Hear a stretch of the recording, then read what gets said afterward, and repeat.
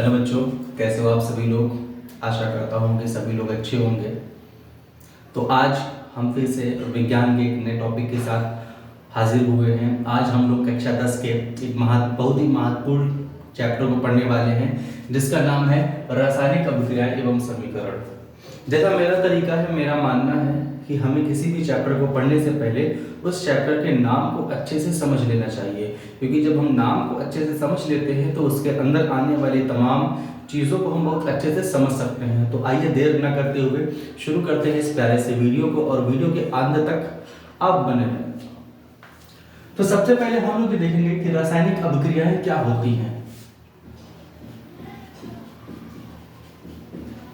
रासायनिक अभिक्रियाएं, रासायनिक अभिक्रिया किसे कहते हैं? तो बेटा, किसी पदार्थ में रासायनिक परिवर्तन के समय, रासायनिक परिवर्तन के समय होने वाली क्रिया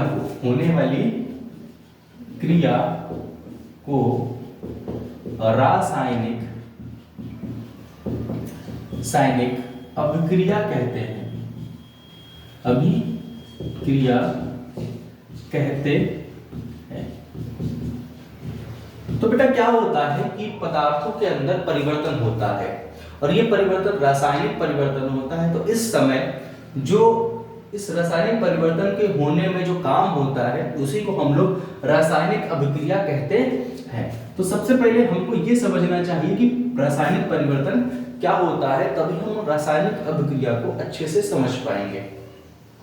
और रासायनिक परिवर्तन के समझने से पहले हमको यह समझना पड़ेगा कि परिवर्तन कितने प्रकार का होता है। क्या परिवर्तन केवल रासायनिक होता है या उसके अलावा कुछ और होता है? तो हम देखते हैं कि हमारे पास जो परिवर्तन होता है वो परिवर्तन दो प्रकार का होता है। बेटा, कितने प्रकार का होता है? परिवर्तन जो होता है वो दो प्रकार का होता है। एक होता है भौतिक परिवर्तन, एक होता है भौतिक परिवर्तन, और दूसरा जो होता है उसे कहते हैं हम लोग रासायनिक परिवर्तन। क्या बोलते हैं? रासायनिक परिवर्तन। रासायनिक परिवर्तन कहते हैं।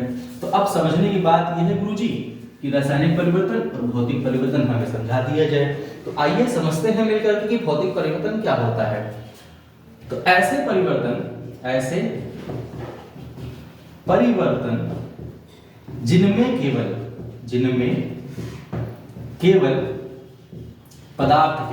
केवल पदार्थ के भौतिक गुणों में परिवर्तन होता है। भौतिक गुणों में परिवर्तन होता,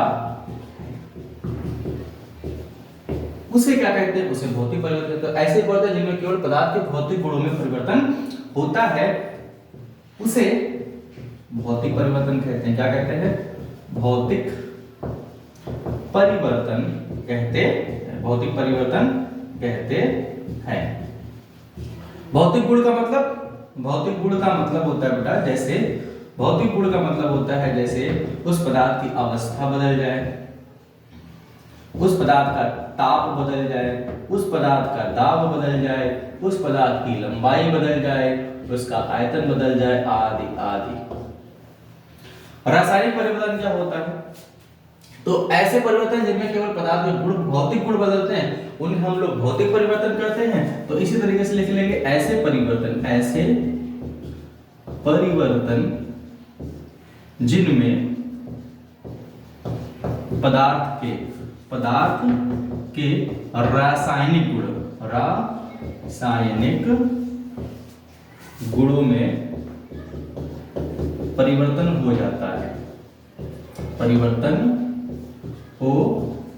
जाता है, उसे रासायनिक परिवर्तन कहते हैं। तो भौतिक परिवर्तन क्या होता है? ऐसे परिवर्तन जिसमें केवल पदार्थ के भौतिक गुण बदलते हैं। भौतिक गुण में क्या क्या आता है? अवस्था आता है, ताप आता है, दाब आता है, लंबाई, यानी उसका जो स्टेट है वो बदलता है, टेम्परेचर बदलता है, प्रेशर बदलता है, लेंथ, वॉल्यूम, ये सारी चीजें बदलती है। जबकि भौतिक परिवर्तन में उसके पूरे रासायनिक गुण बदल जाते हैं। उदाहरण हम कैसे समझेंगे कहाँ भौतिक परिवर्तन कहाँ रासायनिक परिवर्तन?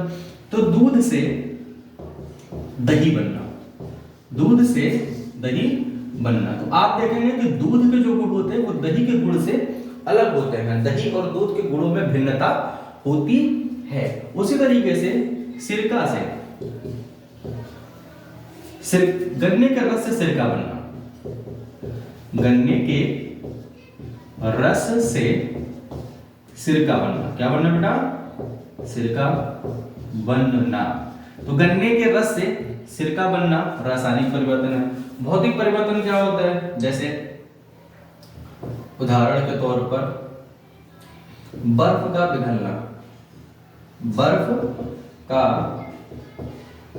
पिघलना, बर्फ का पिघलना, कांच का टूटना, कांच का टूटना आदि, ये सारे क्या होते हैं? ये भौतिक परिवर्तन के उदाहरण होते हैं।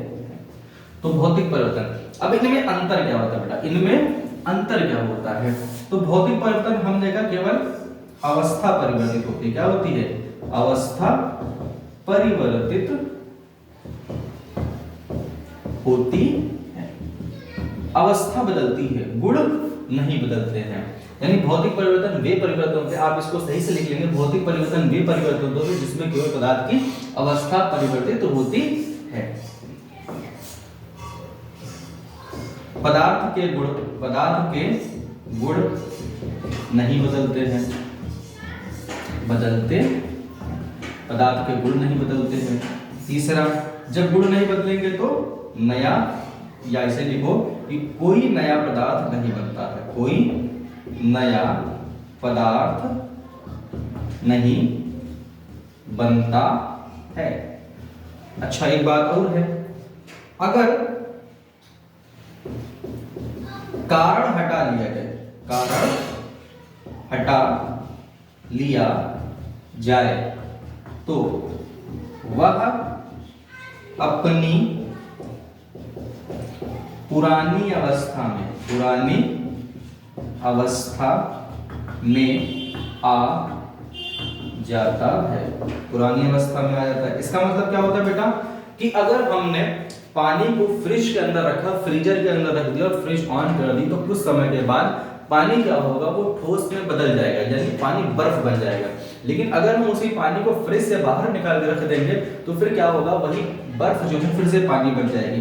यानी पानी के बर्फ बनने का कारण क्या था? फ्रिज में रखा जाना, यानी उसका टेम्परेचर गिरना। अगर हम उसके टेम्परेचर को गिरने ना दें तो फिर क्या होगा? पानी बन जाएगा।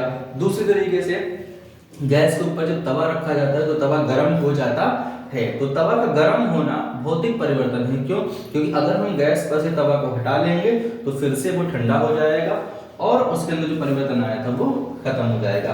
तो भौतिक परिवर्तन में हम लोगों ने देखा कि अवस्था परिवर्तित होती है, गुण नहीं बदलते हैं, कोई नया पदार्थ नहीं बनता है, अगर कारण हटा लिया जाए तो वह अपनी पुरानी अवस्था में आ जाता है। यानी ये परिवर्तन उत्क्रमणीय होते हैं, उत्क्रमणीय होते, रिवर्सिबल। उत्क्रमणीय का मतलब बेटा होता है रिवर्सिबल, यानी सीधा भी चल सकते हैं और उल्टा भी चल सकते हैं। अब हम लोग आगे बात करेंगे रासायनिक परिवर्तन की। तो रासायनिक परिवर्तन में क्या होता है? पदार्थ के गुण बदल जाते हैं, पदार्थ के गुण बदल जाते हैं। पदार्थ के गुण बदल जाएंगे तो फिर नया पदार्थ बनता है, नया पदार्थ बनता है, यानी नया पदार्थ बनेगा। तो भैया देखो, पदार्थ के गुण बदल जाते हैं, नया पदार्थ बनता है। अब जब नया पदार्थ बन जाएगा तो पुनः उसी अवस्था में नहीं जा सकता, यानी एक बार अगर दूध से दही बन गया तो फिर अब दही ही खाना पड़ेगा भैया। दूध से दही बना लिया तो दही ही खाना पड़ेगा। अब दही से दूध नहीं बना सकते हैं। ऐसा नहीं होगा कि पानी गर्म करके फिर उसके बाद ठंडा करके पिएंगे, है कि नहीं? पहले गर्म करते हैं, फिर गर्म करके ठंडा करते हैं, फिर पीते हैं। तो गर्म काहे किया था? खौलता हुआ भी तो नहीं पिया जा सकता है। चौथा भैया, तो हम कहेंगे ये परिवर्तन अनुत्क्रमणी होते हैं। अनुत्क्रमणी होते हैं। पुष्पा भाव का डायलॉग है ना, झुकेगा नहीं साला। तो इनका अपना डायलॉग है कि पलटेगा नहीं साला। इरिवर्सिबल होते हैं, यानी कि वापस नहीं आते। एक बार बन गया तो बन गया। मृत्यु एक बार आ गई तो आ गई। अब चाहे कितना भी कुछ भी कर लो, अब कोई आदमी जिंदा नहीं हो सकता। मर गया तो मर गया। उसी तरीके से बन गया तो बन गया। तो हम लोगों ने देखा कि भैया रासायनिक अभिक्रिया क्या होती है, और फिर उसमें हम लोगों ने देखा परिवर्तन क्या होते हैं। आशा करता हूं कि इतना आपको समझ में आया होगा। मैं अभी किनारे हट जाता हूं, आप इसको एक बार अपने कॉपी पे ऐसे ही उतार लीजिए। और ये इंपॉर्टेंट टॉपिक है, इससे सवाल पूछे जाते हैं। सवाल किस तरीके से पूछा जाता है? पूछ लेता है, कभी कभी एग्जामिनर का दिमाग खराब होता है तो पूछ लेता है, ये बताओ बेटा कि मोमबत्ती का जलना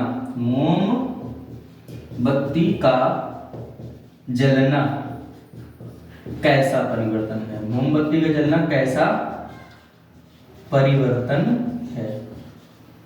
तो आप जरा इस शब्द को देखना, मोमबत्ती का जलना। अगर जलना कहेगा तो रासायनिक परिवर्तन है। कैसा है? रासायनिक परिवर्तन है। लेकिन अगर वो जलने की जगह कहता कि पिघलना, क्या बोलता? पिघलना। तो अगर हम कहते पिघलना जो है, पिघलना कैसा है? भौतिक परिवर्तन है। भौतिक परिवर्तन है। यानी हम ये कह सकते हैं कि जब मोमबत्ती जल रही होती है तो दो प्रकार से परिवर्तित होती है। एक उसमें भौतिक परिवर्तन भी होता है और रासायनिक परिवर्तन भी होता है। और मजेदार बात यह है कि मोमबत्ती कभी पिघलती नहीं है। मोमबत्ती ठोस अवस्था से सीधे गैस अवस्था में परिवर्तित होती है, यानी ऊर्ध्वपातित होती है। लेकिन हम इसको आम बोलचाल भाषा में पिघलना बोलते हैं, इसलिए मैंने भी पिघलना लिख दिया। लेकिन आप याद रखना, नौसादर, कपूर, मोमबत्ती, ये तीनों को जब जलाया जाएगा तो ये द्रव में नहीं परिवर्तित होंगे, सीधा भाप बनेंगे। सीधा क्या बनेंगे? भाप बनेंगे। तो आप इसको नोट कर लीजिए।